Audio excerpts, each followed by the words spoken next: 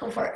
All right. So, welcome to the second week of the Rooftop Leaders. I'm sure a lot of you will be catching this on the replay. I know that time didn't work for everybody, so it's over. It's all right. We will get this posted and give everybody a chance to listen in. But today we're going to kind of what's the word? Nerdify the group.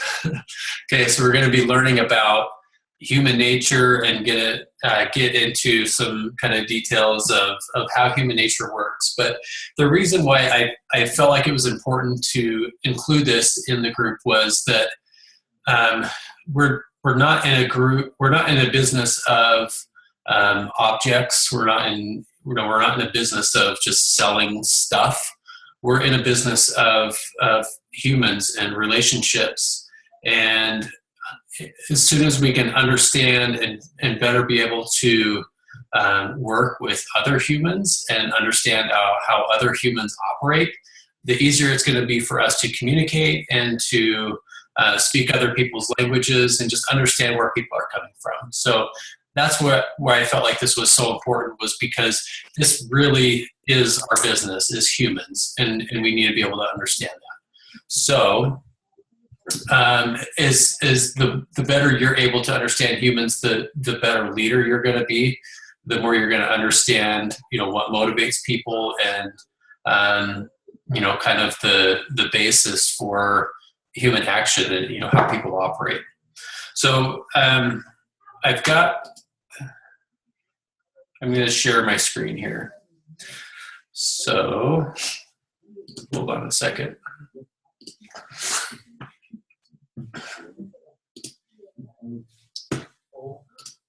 Okay, so I posted this image earlier when the group first started. So everybody should have access to this. So we'll review it right now, and then if you want, you can get into the group right now, or just pull it up later and review it. But this is what I was saying. We're going to kind of nerdify the group here because we're going to get into some history. So this is something that Scott Mann really teaches, and if you listen to him at Summit, you probably saw him drawing this out on a board. But so if you'll look here, this starts off this iceberg. So the bottom of the iceberg is like the beginning of mankind, and then as you go up to the top of the iceberg, that's where we are currently in history. Yeah. Are you recording the debate? Sorry, I'm distracted. I want to watch it. Yeah, not that we need to waste time watching that, but how did we get a circle there? Did I draw that? I don't know. Oh, well, now there's a circle included in the iceberg. I don't know how a blue circle. Yeah, I don't know how that got drawn on there.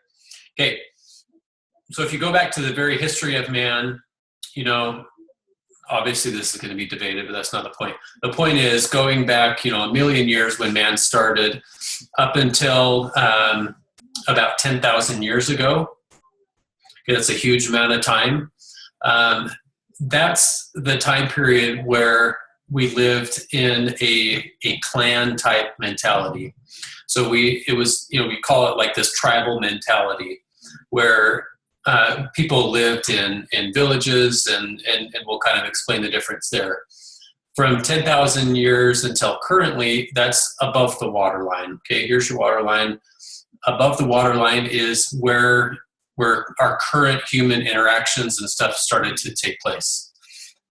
So where, language, farming, metal, we started using tools, the Industrial Revolution, all that kind of stuff. All that stuff happened really quick. So if you're looking at this in perspective of the history of mankind, the way that our society interacts right now is a very short time period. And the basis of our human interactions, how our brains work and operate, the chemicals in our brain and all that kind of stuff is very deeply rooted in our history. And so to just pretend that doesn't exist, or not consider those thousands upon thousands of years of just innate behavior inside of us, like we're missing out on a lot. So if you look at this quote here over on the side, your inner mammal, so everybody's, inside of them lives below the waterline.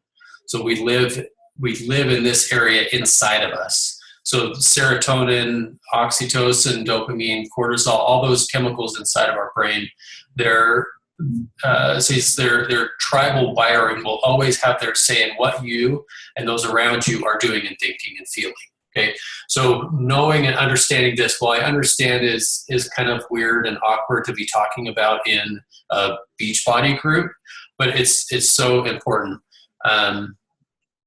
and not just in your business, but also in family, in you and your spouse, in your children, all these different areas you can use it. So what I wanted to talk about is let's go over all these different areas right here. So in the past, below the waterline, that's the tribal mentality. That's a clan-like.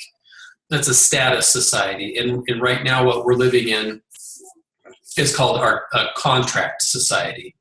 So, and we'll explain the differences here. So, right now, the focus is on the individual, right? Every individual has rights and goals and dreams and stuff. Versus before, it was all about clans. And it says here you're in groups and you're out groups. So if you're an in group, you're part of the clan. You're trusted in there, and everything's good inside the clan. If you're an out group, if you're not a part of the clan, then you're not to be trusted. You're the enemy. There's strangers in there as well. So if you're not part of the in group or the out group, you're just a stranger walking along. You're also not to be trusted. The only person that's going to be trusted is those that are inside that in group. This one right here. So all interaction is dealt with through the scope of honor and shame.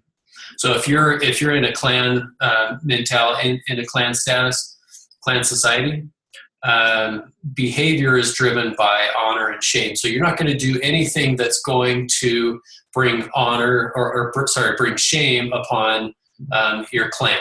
And that's what dictates behavior. Not that, stuff is right or wrong. You can do stuff that's considered shameful, but as long as your clan is good with that and it holds you as part of that clan, then you're good. In current society, it's driven by achievement and guilt. So you look at guilt as a driver of human action right now. We're we make choices based off of that inner compass inside of us, right versus wrong. Where does our heart drive us? That's where our decisions are made out of. The next one here, so hospitality versus go it alone.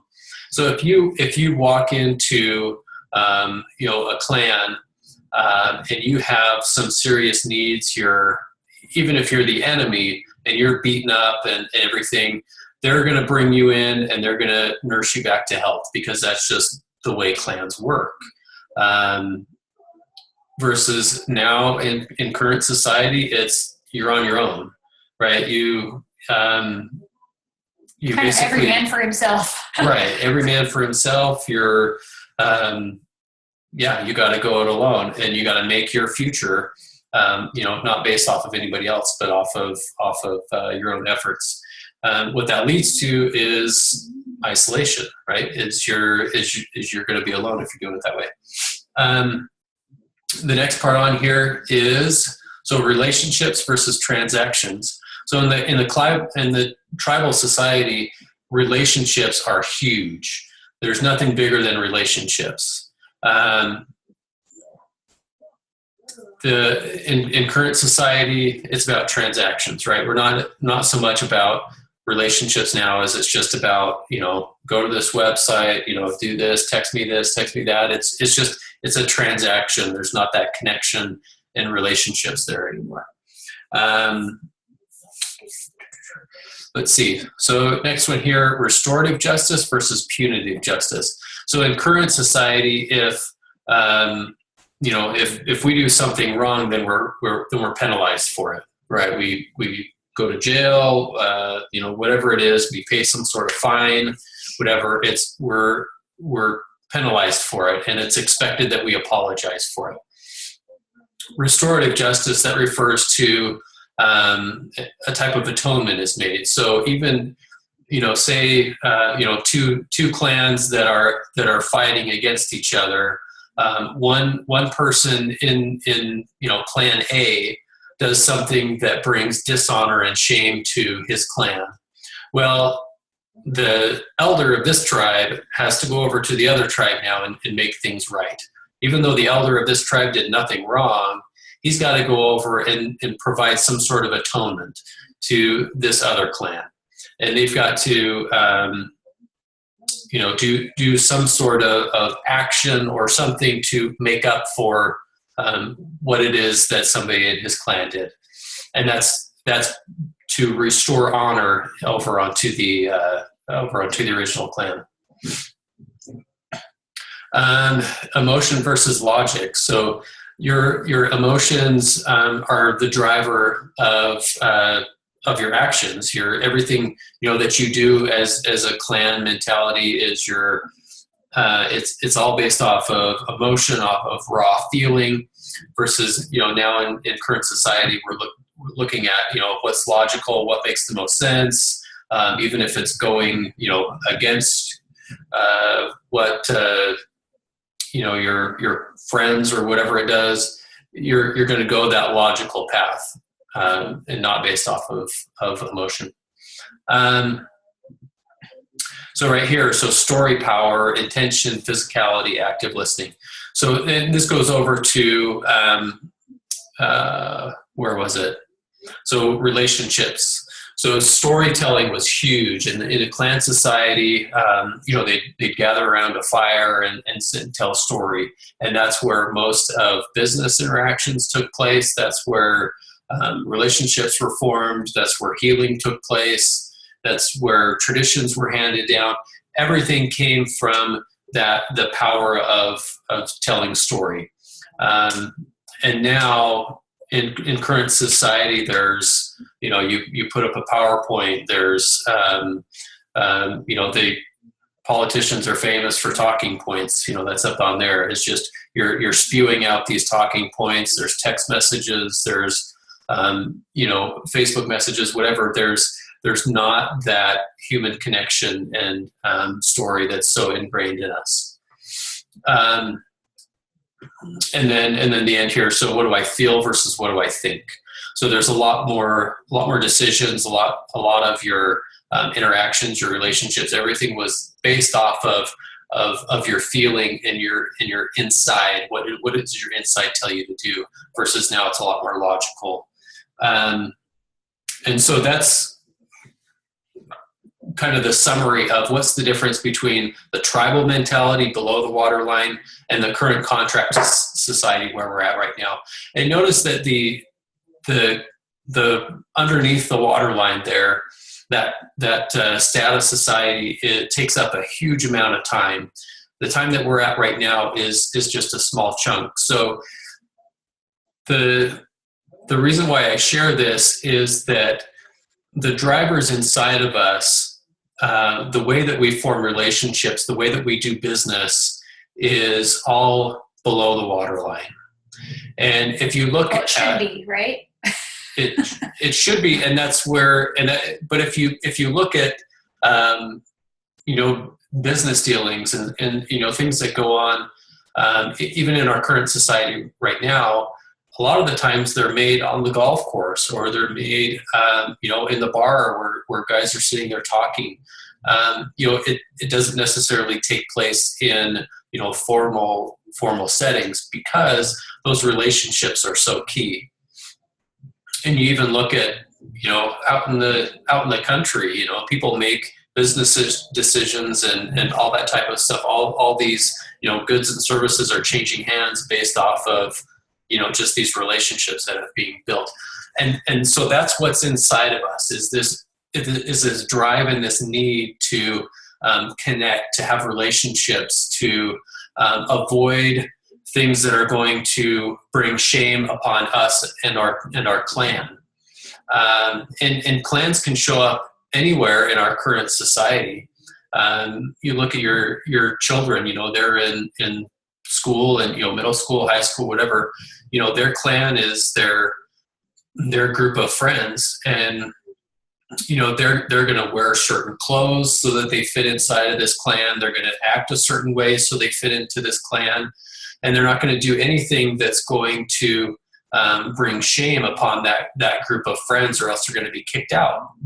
And that fear of bringing shame to that clan is why they do the things that they do, right? Why they act certain ways, why they change the way that they talk, why they dress certain ways. It's all based off of that fear.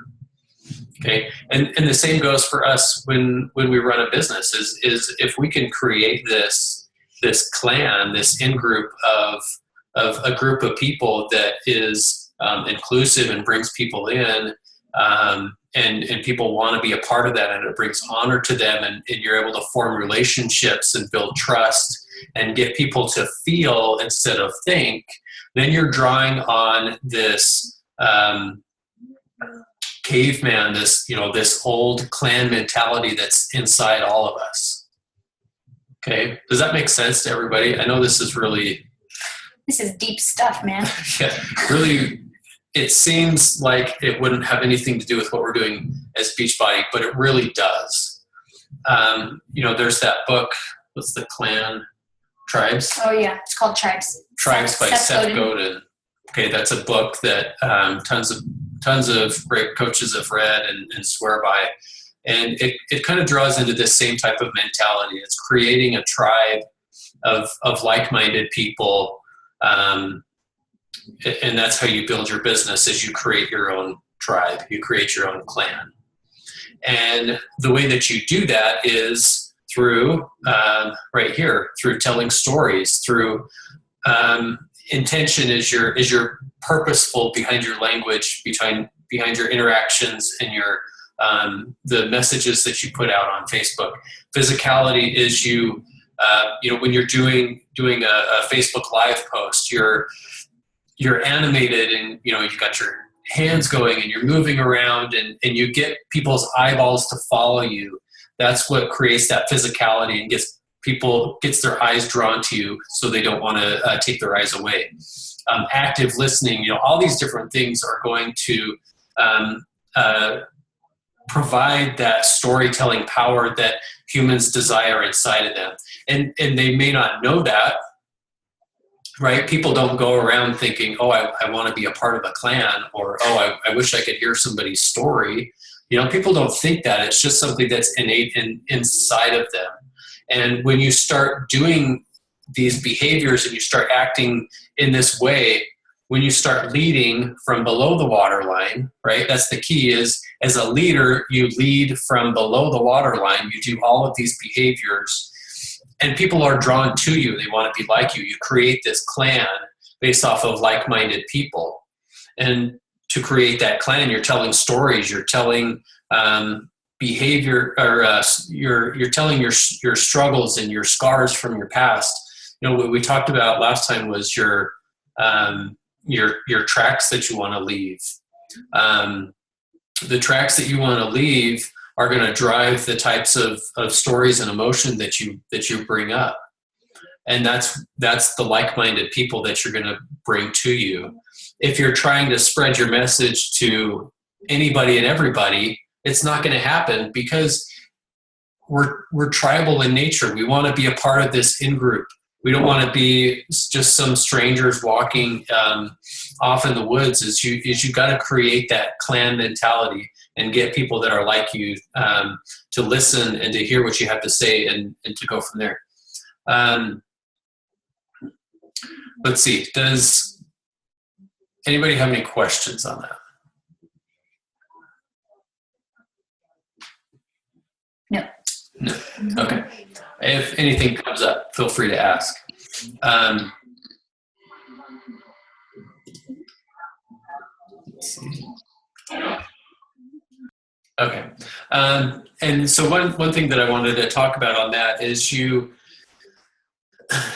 use the scars that you have from your past to lead and to serve others. I would have to share them. Yeah, like I said, you guys all have access to that in the team page. So So you can grab that and review it. But so you use the scars of your past to lead and to serve other people. And when I talk about scars, that's the experiences that you've been through from your past, the trials that you've been through, the hard times, relationships that you've had that have gone wrong, any type of struggle or difficulty that you've been through. I guarantee you there's a bunch of other people that have gone through the same thing. And the more that you keep track of those and write them down and review them and kind of figure out how to share those, the more you're going to find people that are just like you that have gone through the same type of experiences. And it is so much easier to have a team to lead and to grow if they're like you, right? So, and the cool point about using that term scars is maybe you're going through current experiences right now, and those are wounds, right? They're open wounds that are probably still, they're still festering, and they're a hard thing for you to go through. If you've got those, they're still open and you're still going through it, it's okay to share and be open with them, but as they become scars and as those wounds heal and close and you learn lessons from them, then you're really able to share the scars. The open wounds, you can share that, but as you share the lessons that you've learned, how you overcame those struggles, how they changed you, whatever it is that you learned from that experience, that's when they become scars, and that's when you can really inspire and uplift other people and build that trust, right? Trust is huge, and that's something below the waterline that we as coaches really need to help restore, is that trust.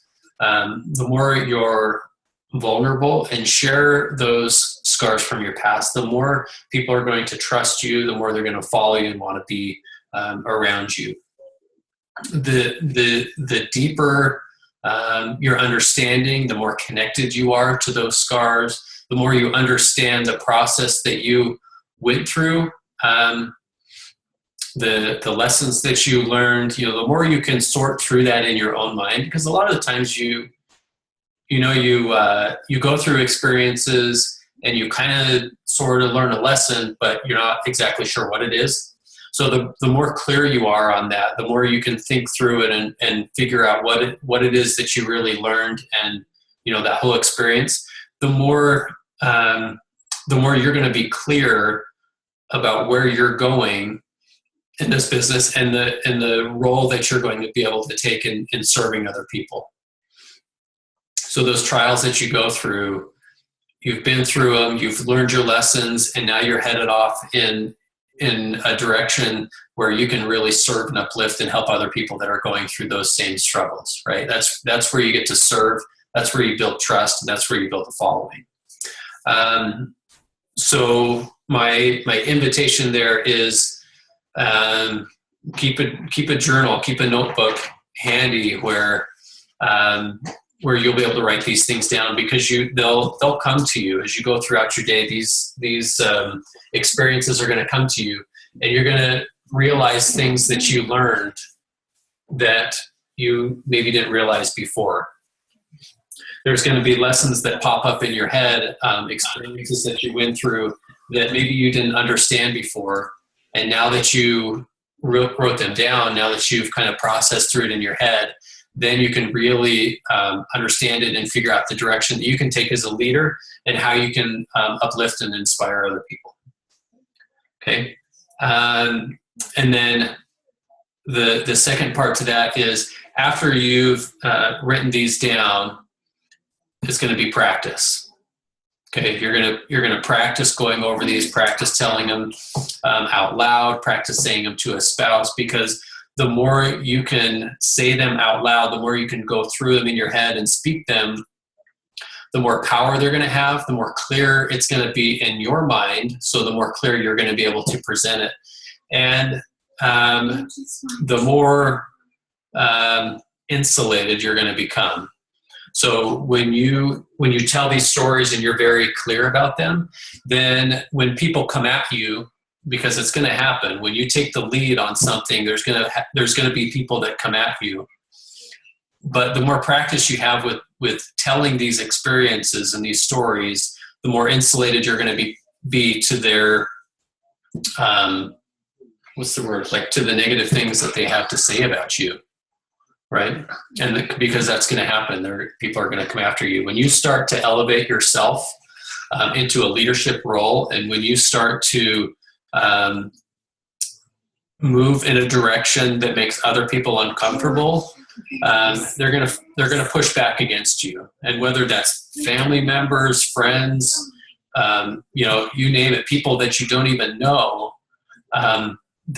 it makes them uncomfortable because they want you back on the level where they are.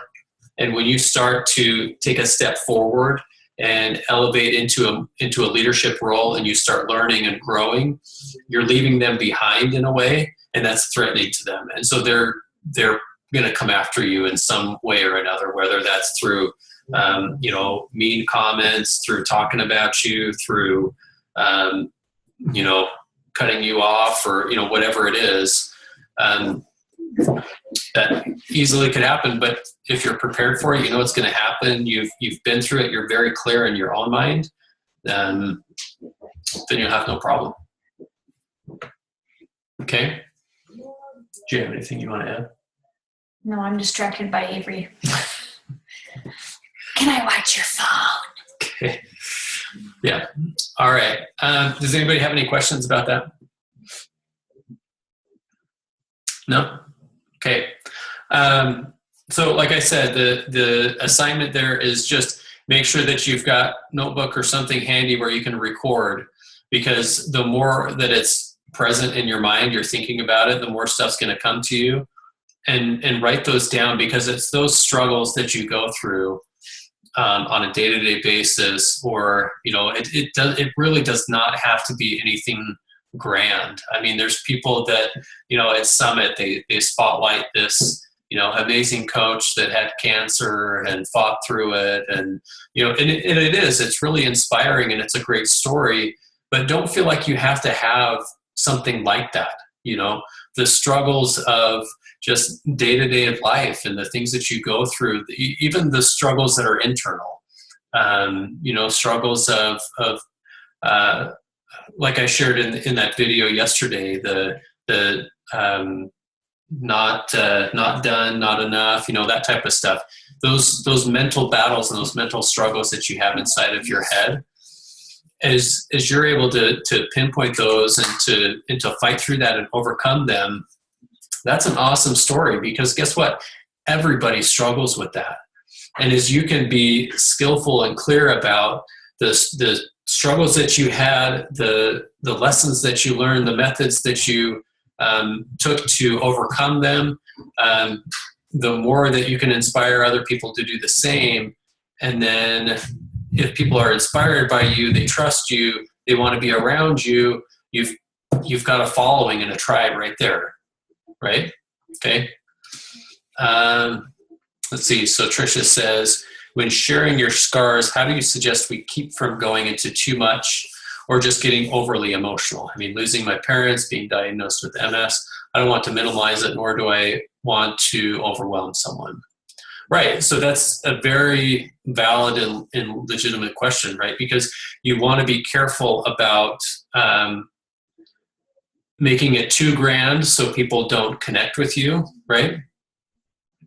But, granted, I bet there's tons of people who have lost parents, who have gone through some of the same things that you have done. But here's the cool part is, as you are very clear about your story, basically the scars of, say losing your parents,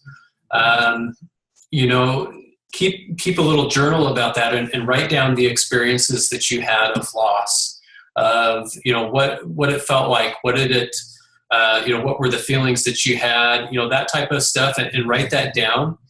And then over time, you'll kind of refine that story into a more succinct, shorter version, so it's not terribly too long. But the cool part about that is, we talked about this before, but people listen to stories autobiographically.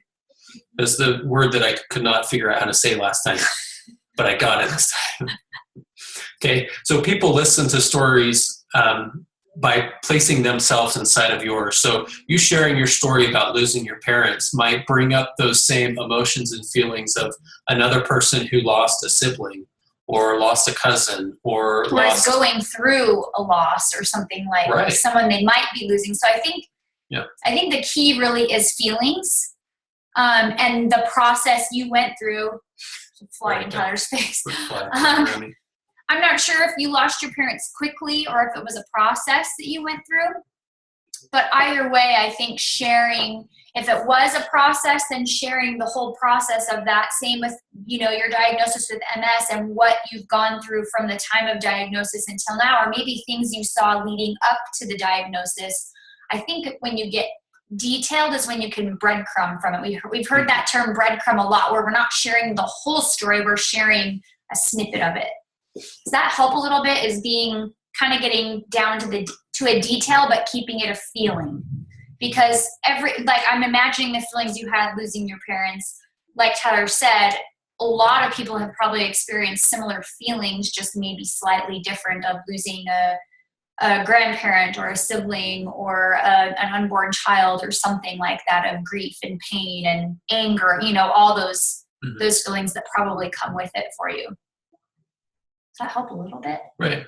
Yeah. So the more you can tie into those feelings that you went through, because feelings are universal, right? And whether it's a loss of, like she said, a parent or even a pet, it can stir up those same emotions in people, and they'll put themselves in your shoes and build that trust, with you as you're able to share that. And feel like I felt the same way. That's what I've always heard is you want people to say me too and not so what. And I think the way to do that is emotion. Fruit fly. It's emotion, because I think when I look at two different stories, that's really where I feel the difference is when people bring emotion into it. Like I've had people say before, like, oh my gosh, I was crying during your story or during your post, and I know that's when I did a good job. Right? When I'm evoking emotion in someone else because I'm sharing my emotion and they're putting themselves in my story. That's the key, is emotion. And a lot of people don't want to do that because it's painful, right? Like, emotions are hard. Some things are really hard to talk about. And so I think starting smaller, is something you're a little, look at that dog. Taylor's like, oh, jealous. Yeah, so emotions are the key for sure. Yeah, and we'll talk a lot more about story next week. So we'll really dive into that deep and really getting you guys very clear on what is your story, on how to define it, how to tell it, how to share it, all that stuff we're going to go over next week. So we'll go into a lot more detail with that. So that's a good question.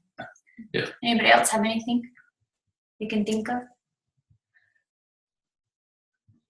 Okay. All right. Well, like I said, so next week we'll go into a lot of story, but the key for this week is just understanding the human, Scott calls it the human terrain, right? Like, how is it that humans interact? How do they, why is it that people act certain ways around certain people, and, why did they do the things that they do?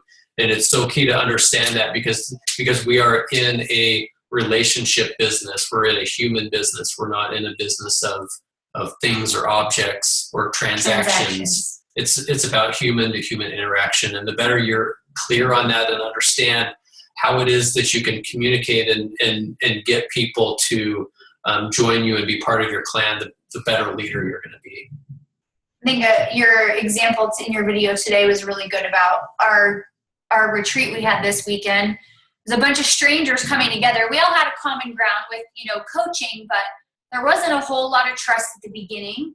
But the more time we spent together and the more we talked about life, and people were sharing some pretty deep things that happened to them, you know, in childhood and in teenage years. And as soon as somebody would share a really deep story, another person would be like, oh my gosh, I have a super similar story. By the end, we were all like, I love you, like way close and really good. We had built close friendships because we had spent that time and talking and sharing and sharing some stuff that not everybody shares, you know. And it took, I mean, I'm sure it was more scary, but the more we built that trust and had empathy for each other and connected on our stories, the dog, the better and the closer everybody felt. Where at the end, we were literally all saying, love you, see you, you know, whenever. So I think that's pretty powerful. The key with that is, like I pointed out in the video, one is a small, intimate group, right, where people can feel safe. It started off with one person being vulnerable and being willing to open up first, right? And then the more that happened, and the more it was a non-threatening, empathetic atmosphere, it was a small group where people were willing to talk. If you have these large groups, then people get drowned out. They fade off into the background and you never see them again. But the more you have a more small, intimate group, the more you are vulnerable and share details of, you know, life and struggles and create this safe atmosphere, the more you can create a trusting bond with the people that you're working with. And the more you create that bond, those relationships, the trust, you know, all that stuff that's below the waterline that we just talked about, that's where you lead from, and that's where you build that long-term business and long-term steady. You guys probably think we're crazy. It's like one stupid fruit fly. Okay, the more you lead from below the waterline, the more you're going to gain this long-term following, the more you're going to have these lifers that are going to be with you forever because they love you, they trust you, you've shared with them these stories. And, you know, that's the way it works. So Scott says as a leader, you've got 1 foot above the waterline and 1 foot below the waterline, right? Like we operate day to day in the contract society, you know, that's where we are right now. That's where we live. So you live in there, but you lead from below the waterline. Okay, so you're in both worlds, and that's the way that those kind of work together. Okay. Cool. All right. Good to see everybody, and we'll chat again next Wednesday, same time, same place. Link. It's the same link, isn't it? I don't know. If you're using my personal ID, then it's the same one. Yeah. Yep. So same link. Okay, we will talk to you guys later. We'll share the recording tomorrow for those who jumped on late. So, yeah. Okay, see you guys later. Have a good night. Bye.